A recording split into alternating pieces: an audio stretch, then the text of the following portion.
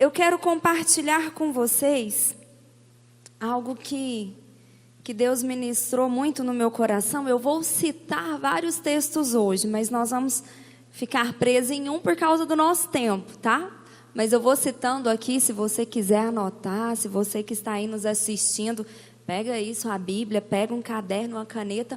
É bom a gente anotar, porque depois, durante a semana, a gente pode ler, reler. Às vezes, Deus vai falar com você coisas que eu nem citei aqui, né?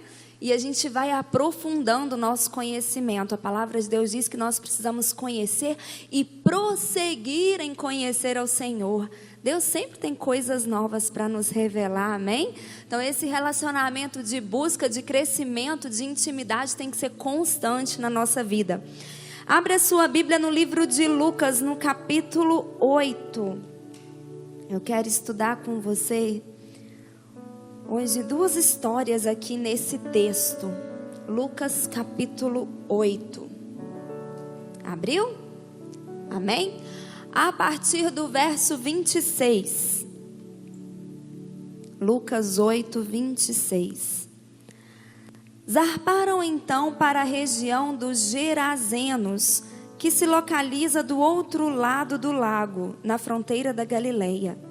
Assim que Jesus desembarcou, foi ao encontro dele um homem daquela cidade, possesso de demônio, que fazia muito tempo não usava roupas, nem habitava em casa alguma, mas vivia nos sepulcros.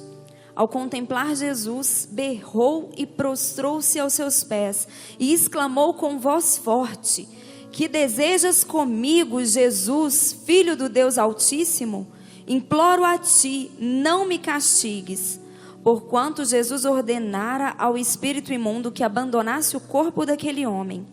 Diversas vezes o demônio havia se apoderado dele, mesmo com os pés e as mãos acorrentados e vigiado por guardas, arrebentava as cadeias e os grilhões e era impelido pelo demônio para lugares desolados. Jesus lhe inquiriu: Qual é o teu nome? Ao que ele replicou: Legião, pois eram muitos demônios que tinham invadido aquele homem. E suplicavam a Jesus que não os mandasse para o abismo. Entre mentes, uma grande manada de porcos estava pastando naquela colina.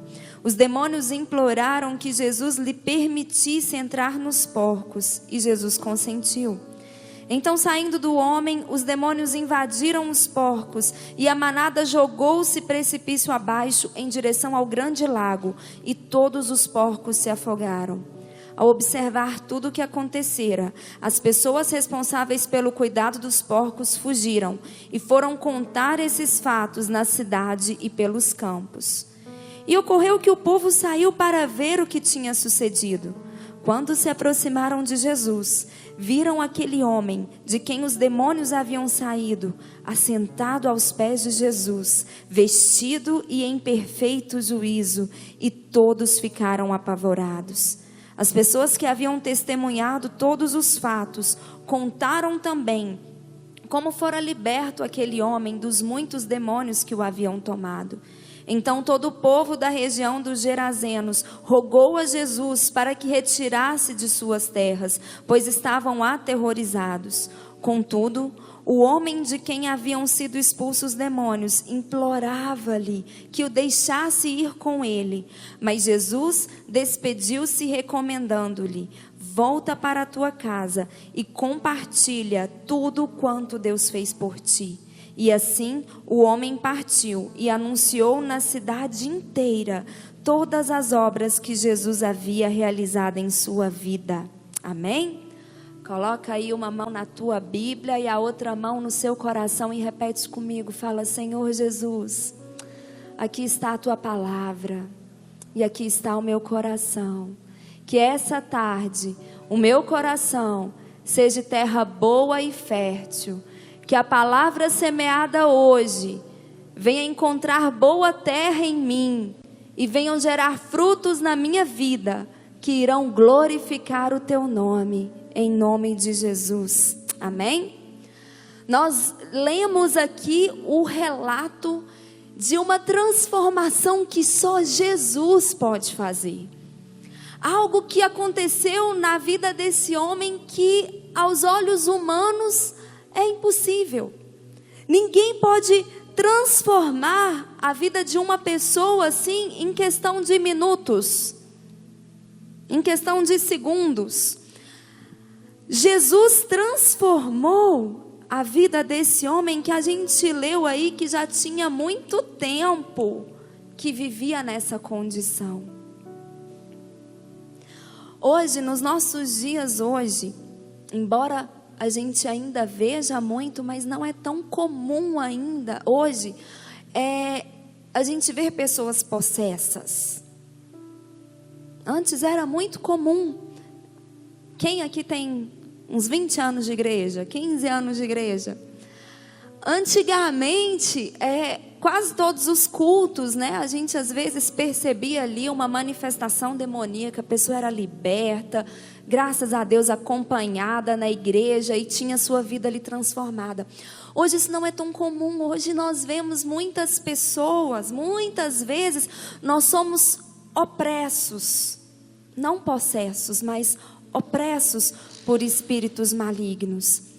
E não deixa de ser um tipo de prisão, não deixa de ser um tipo de corrente que nos amarra, que nos prende, que nos impossibilita muitas vezes de correr a nossa carreira cristã, de vencer, de superar, de alcançar novos lugares. Vocês estão me entendendo? Esse homem aqui, a transformação, esse processo que nós lemos de um endemoniado, um homem que tinha sua vida paralisada por esses espíritos malignos, um homem que não se relacionava. A gente leu aqui que ele era levado, ele era conduzido para sepulcro, para lugares desertos, lugares isolados, lugares de morte, onde enterrava as pessoas. Algo que impedia ele de ter relacionamentos, de crescer, de construir uma história de vida, de conquistar coisas ali. Ele encontra com Jesus. Ele tem um encontro com o Senhor. E a gente lê o relato do povo da própria cidade, que viu aquele homem vestido, sentado aos pés de Jesus em perfeito juízo, conseguindo conversar, conseguindo se expressar, se relacionando com outras pessoas. Jesus aqui estava na companhia dos seus discípulos. Aquele homem que vivia em lugares isolados, que vivia distanciado, que se machucava, que se mutilava, ele estava sentado, conversando aos pés de Jesus, vestido, limpo, com boa aparência. Quando nós nos encontramos com Jesus, tudo aquilo que nos prende é quebrado. Tudo aquilo que nos isola, que nos afasta, que nos separa, tudo aquilo que nos impede de construir algo é destruído pelo poder do nome do Senhor Jesus. Mas para que esse homem experimentasse toda essa transformação, no verso 27, nós lemos que ele foi ao encontro de Jesus. Eu e você precisamos todos os dias ir ao encontro de Jesus. Eu só vou experimentar transformação na minha vida, eu só vou experimentar milagre de Deus na minha casa, se eu for ao encontro de Jesus, porque é somente Ele que pode operar o milagre na minha vida. Essa atitude somos nós que tomamos. Jesus nos espera. Eu me lembrei aqui da história da mulher samaritana. Onde que Jesus estava? Lá no poço, encostado. E a mulher samaritana foi até o poço. Nós precisamos ir ao encontro de Jesus. Você que está aqui hoje, você que nos assiste pela televisão, pela internet, você está indo ao encontro de Jesus. Você está indo de encontro com a graça. É a graça de Deus que nos transforma. Foi a graça de Deus que transformou a vida de Moisés. Foi a graça de Deus que transformou Jacó em Israel. É a graça de Deus que nos transforma hoje, como transformou Saulo em Paulo. Nós precisamos ir ao encontro dessa graça, para que a gente possa nos deleitar, nos favorecer da graça de Deus na nossa vida, amém? Ela faz o que ninguém pode fazer. É a graça de Deus operando na nossa vida.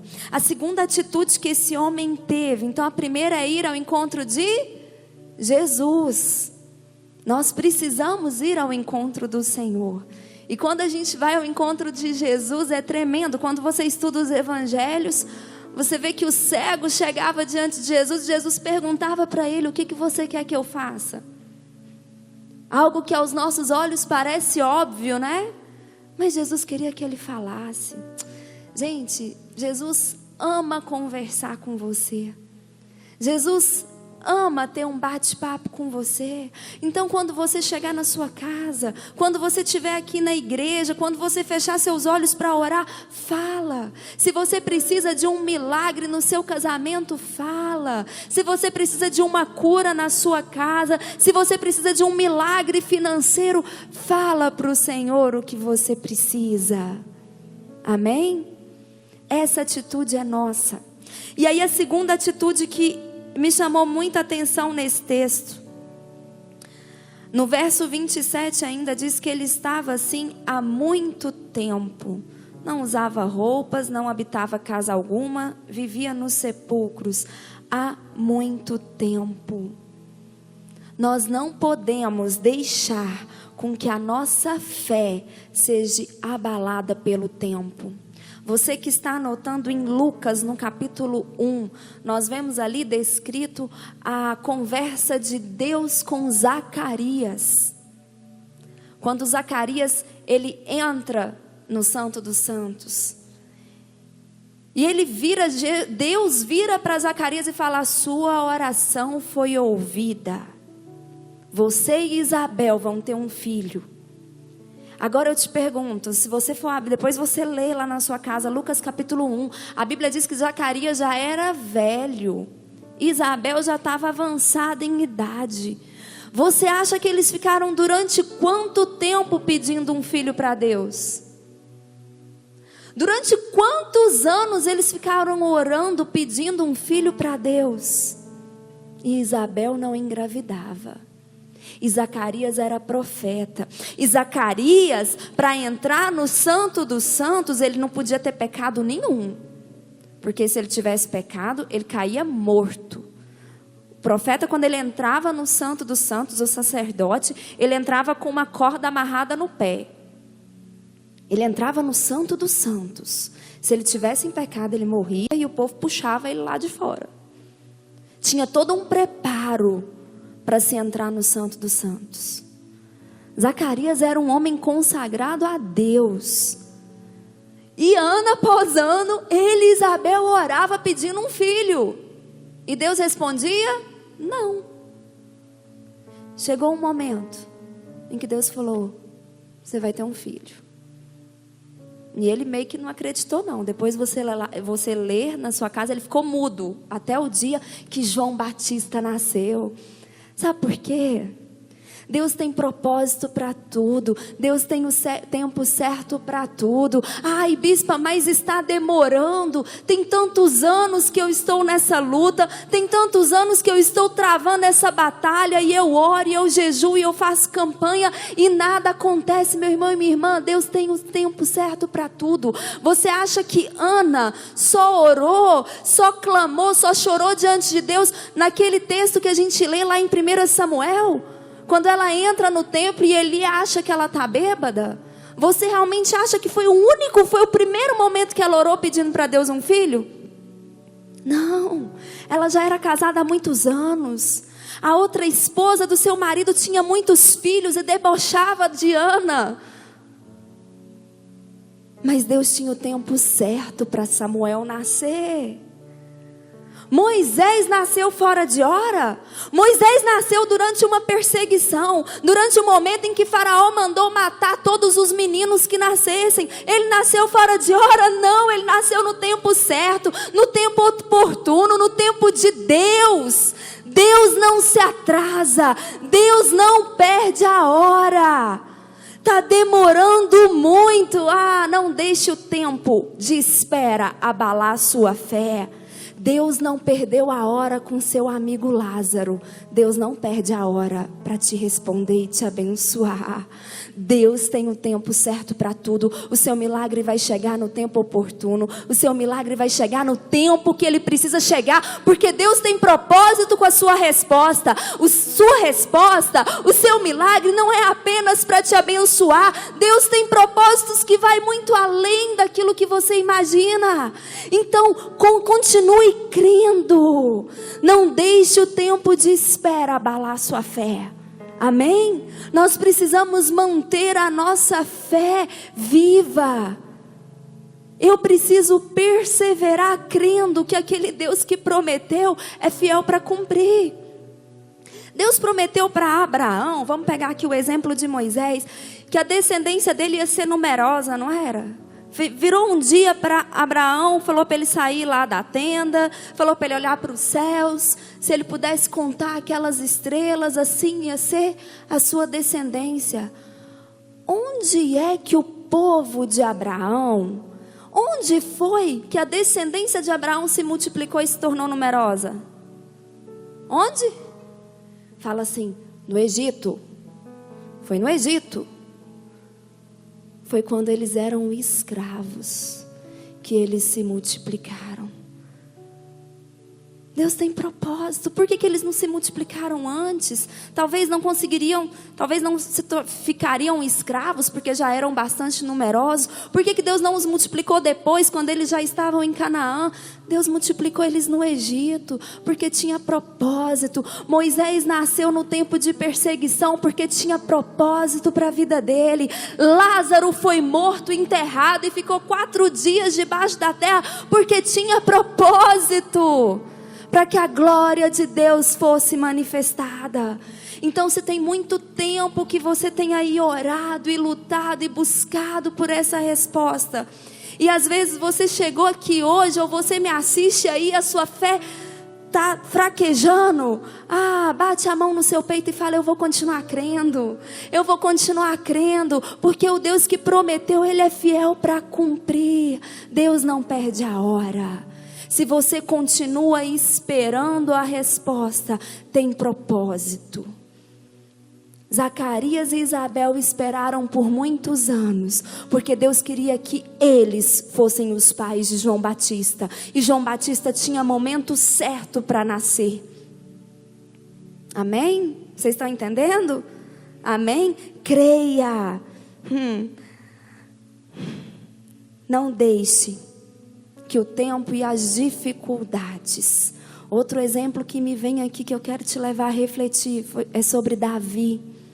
Davi, ele foi ungido rei por Samuel. Ele era um adolescente, um jovem aí, por volta de 16 anos. Depois que ele foi ungido rei, ele serviu Saul. Depois ele foi viver em caverna. Ele foi fugir no deserto. Ele foi fugir entre uma cidade e outra de Saul, porque Saul queria matá-lo. E eu quero que você se imagine, porque Davi era ser humano igual eu e você. Será que à noite, num dia quando ele ia dormir lá numa caverna, e a gente lê que várias pessoas se juntaram a Davi? Várias pessoas, e não eram pessoas de boa índole. Tinha bandidos lá no meio, junto com Davi. Se tornaram os valentes de Davi, né? Os homens que guerreavam ao lado de Davi. Você acha que ele não lembrava daquele dia lá na casa do pai dele, em que ele estava cuidando das ovelhas e mandaram chamar ele rápido? Quando ele chegou em casa, o profeta Samuel estava lá. De repente o profeta olha para ele e fala: é você, ajoelha aqui, derrama o azeite sobre ele e unge ele rei. E ele fica: Deus, como que eu vou ser rei? Daqui a pouco Saul me mata. Eu estou fugindo, eu não estou nem na casa mais da minha mãe e do meu pai. As pessoas que estão ao meu redor não são lá as mais benquistas da sociedade. as pessoas que se agregaram, que se uniram a mim. Deus, como que eu vou ser rei? Como que aquele negócio...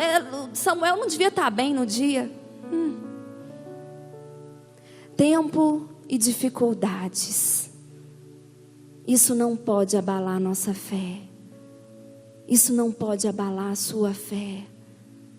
Vão vir aflições, vão vir lutas, vão vir dificuldades, mas lá em Romanos no capítulo 8, diz que vai vir perseguição, que vai vir fome, que vai vir morte, mas em todas essas coisas, na fome, na nudez, na dificuldade, na luta, na calúnia, na tristeza, em todas elas nós somos mais do que vencedores. É promessa de Deus para a sua vida. Então você pode passar por dificuldade. Você pode ficar lutando, fugindo, se escondendo de uma caverna a outra. Você pode, porque você é mais que vencedor. E o Deus que te prometeu é o Deus que vai te fazer sentar no trono e assumir o lugar que Ele prometeu para você. Não deixe as lutas, as dificuldades, o tempo de espera abalar a sua fé, amém? E para terminar, ainda em Lucas no capítulo 8 tem uma outra história que mexeu muito comigo. Você que está anotando, do verso 40 ao 42, aí a história é interrompida e volta em 49 a 56. Relata o momento em que um homem, um pai de família, passou. E essa decisão que ele tomou é algo que eu e você precisamos tomar todos os dias. Aqui eu estou falando de Jairo. A Bíblia conta que Jairo ele era um dos principais da sinagoga. Era um homem importante naquela época. E os líderes religiosos daquela época não se simpatizavam com Jesus.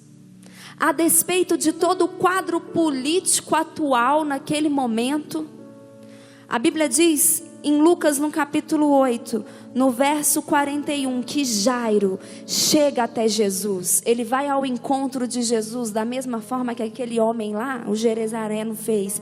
Ele chega diante de Jesus e ele se prostra aos pés de Jesus. E ele implora que Jesus vá até a sua casa.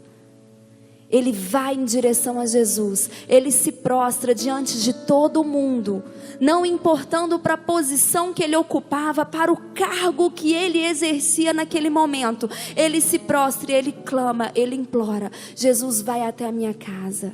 Em outras palavras, esse homem estava demonstrando a fé dele no poder de Jesus. A minha filha está doente, é só Jesus que pode curá-la. Não adianta eu ir atrás de nenhum médico que é referência nessa cidade. Não adianta eu ir atrás de nenhum tratamento que mais caro que seja. Não adianta. Quem tem o poder de transformar a situação que eu estou vivendo na minha casa é Jesus. E ele vai diante de Jesus e implora para Jesus ir até a casa dele. E Jesus vai. E Jesus vai. Tem uma interrupção, um milagre acontece nesse meio tempo. E no verso 49, chegam pessoas para Jairo e falam: não adianta mais você levar Jesus até a sua casa, porque a sua filha já morreu. Crer na dificuldade, crer, acreditar com todo o nosso coração, quando as coisas estão ruins, já é difícil.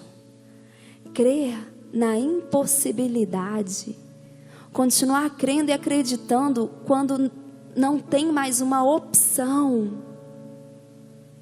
Isso requer de nós uma confiança inabalável no Senhor Jesus. E foi isso que esse homem passou. A gente está longe aqui, não dá para falar para o irmão do lado, mas põe a mão no seu coração, fala para você assim: sempre vale a pena levar Jesus para casa.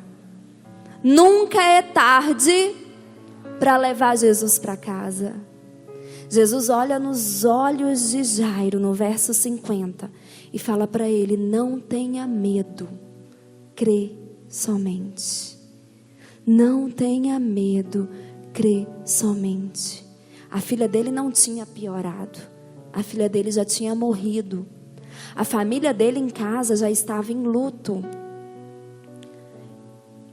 Os amigos que moravam em volta, provavelmente as esposas dos outros homens que trabalhavam na sinagoga, já estavam todos lá, consolando aquela mãe que tinha perdido a sua filha de 12 anos. A realidade mudou. E de repente, Jairo decide acreditar na palavra de Jesus. E ele leva Jesus até a sua casa. E quando ele chega lá, a Bíblia diz que muitos zombaram. Quando você decide crer na palavra, indo contra a realidade que você tem vivido, muitos vão te chamar de louco. Muitos vão achar que você não está batendo bem da cabeça. Não tem mais condições de tomar nenhuma decisão na sua vida, porque não tem sentido nenhum. Humanamente falando, você está fora da realidade. Creia na palavra, creia contra a realidade, creia naquilo que os seus olhos ainda não podem ver, creia na palavra de Deus liberada sobre a sua vida. Quando Jesus chega, Jesus opera o milagre, aquela menina se levanta, totalmente curada pelo poder de Jesus. Eu preciso crer contra a realidade, eu preciso escolher dar mais atenção para a palavra do que para a situação que eu estou vivendo. Uma coisa que eu tenho me policiado, eu confesso para vocês que eu ainda não estou boa nisso. Eu tenho tentado fazer isso.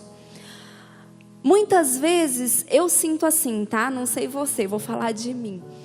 Quando eu vou orar, e eu começo a falar para Deus aquilo que eu quero, né? Igual o cego, eu quero ver, né? O mudo eu quero falar, o aleijado eu quero andar. E às vezes eu tenho ali a lista, a gente tem a nossa torre de oração com vários pedidos. Eu geralmente vou pegando e vou orando, lendo, né? Porque a gente esquece, é muito pedido. E eu fico me policiando, porque às vezes parece que a gente fica muito focado na realidade. Fica muito focado no problema. O problema passa a ser o ponto da minha atenção, o foco da minha atenção. E o foco da minha atenção não tem que ser o meu problema, o foco da minha atenção tem que ser Jesus, o foco da minha atenção tem que ser o poder de Jesus, o foco da minha oração tem que ser declarar a palavra de Jesus, porque ela é poder. O foco tem que ser a palavra. Não pode ser o meu problema. Não pode ser a minha dificuldade. Não pode ser a minha limitação. O foco tem que ser Ele. Então, nesses dias eu tenho me policiado para, nos meus momentos de oração, declarar a palavra. Eu vou falar do que eu preciso, mas eu vou declarar a palavra. Senhor, o Senhor pode todas as coisas. Basta o Senhor liberar uma palavra e a cura acontece. Basta o Senhor liberar uma palavra e aquela vida é liberta. E aquele casamento é transformado. Porque onde há morte, o Senhor traz vida. Deus tem poder para destruir morte. Deus tem poder para vencer grilhões.